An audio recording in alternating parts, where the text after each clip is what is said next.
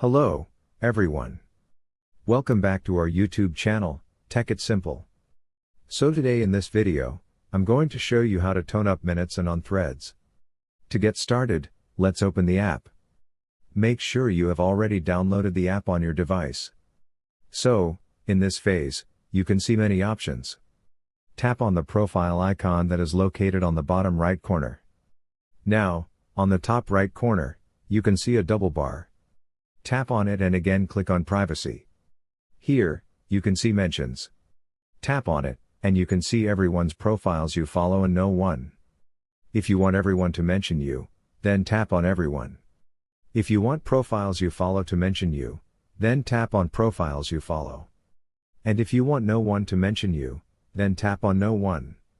So, in order to turn off mention, click on the No One button. So, in this way, you can turn off mentions on your Thread app. So, that was for today. If you guys like this video, do not forget to like, comment, and subscribe to our channel.